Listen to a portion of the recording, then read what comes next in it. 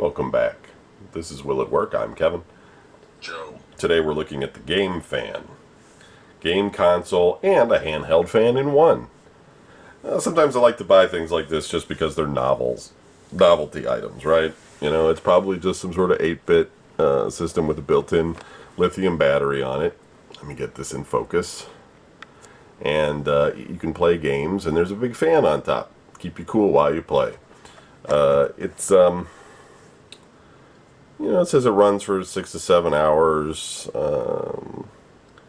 and built-in 500 classic games let you be a game expert. Chinese and English versions, convenient for overseas friends to play. So, I have not opened this. I don't plan to. There's nothing we really need to see. It's kind of, all described right here on the box, and that's kind of cool.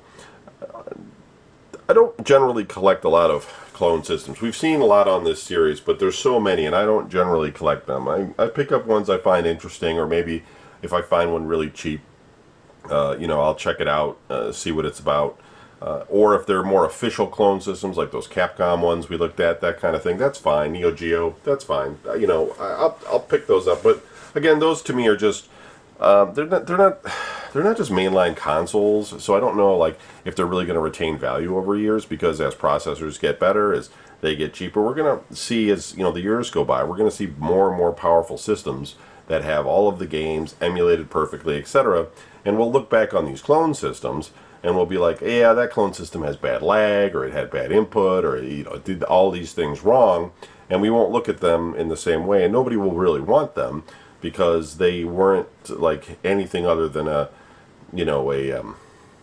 way to play games of the official systems. Now, with exception, there are some companies that are selling and making systems that are based on FPGA technology, which enables them to, I don't want to say perfectly, but very close, mimic the hardware configuration of the existing systems. And so basically it's like taking a microprocessor and configuring it in such a way that it becomes the microprocessor of the old system, field gate programmable array, FGPA. And so those systems I find interesting, because those are very close to the real hardware, and they allow you to, of course, connect to like an HDMI and use Bluetooth control, etc.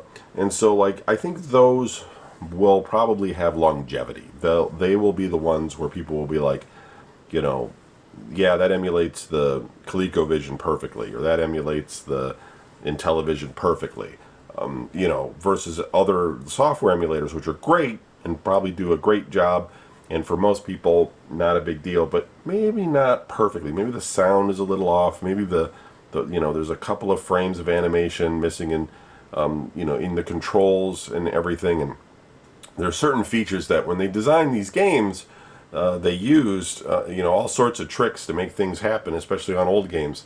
And some of the emulators don't do well with that kind of stuff. And then sometimes the timing is off and all these things. It's very hard to do, and it's amazing some of the stuff that emulator writers put together. I mean, they do great work, to make all of these things work for everybody in software like they do. I'm not knocking that at all.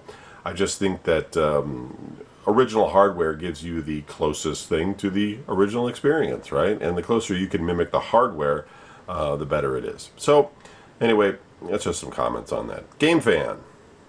Still available today. I think you can find one of these on AliExpress as of May 2021. So check it out if you want one, in case you're hot while you're playing your video games. Turn that on. Cool you off. All right. Thanks a lot. We'll see what's going on for tomorrow. Have a good one.